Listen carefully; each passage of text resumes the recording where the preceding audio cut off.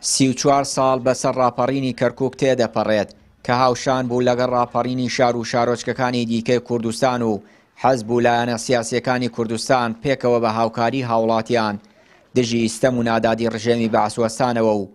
کەرکووکیان ڕزگار کرد. بەرپرسی مەڵبەندی کەرکووکی کۆمەڵی دادگەری پێی وایە تا ئێستا ئامانجی خەڵکی کوردستان و کەرکووک لە ڕاپەڕین نەهاتۆتە دی. هۆکاری سەرەکی ڕاپەڕین ئەمە بوو ئەو نادات پەروەری و نادادی و ئەو زوڵم و ستەمە کە ئەکرا لەو هاوڵاتیانە کە تەنانەت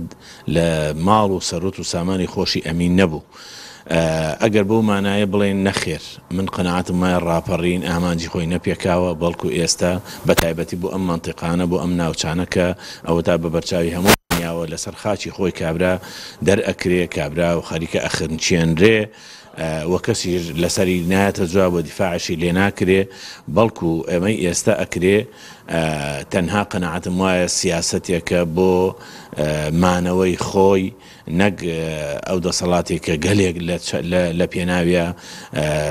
جینۆساید کرا گەلێک لە پێناویە ئازار و ئەشکەنجە درا گەلێ لە پێناویە سەرنوگوم کرا لە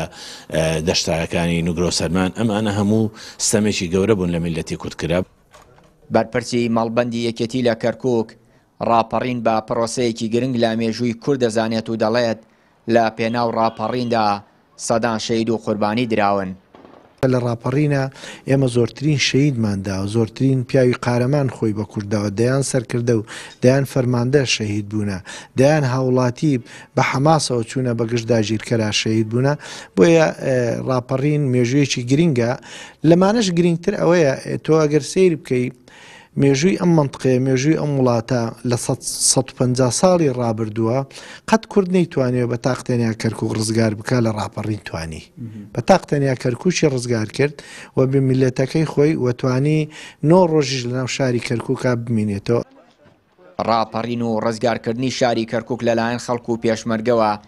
زۆری نەخایاند ئەگەرچی دەستکەوتێکی گرنگ بوو لە مێژووی خەباتی گەلی کورد بەڵام بە هۆی ناکۆکی سیاسی و دووبەرەکی نێوماڵی کورد ئامانجەکانی ڕاپەڕین بەدی نەهاتوون و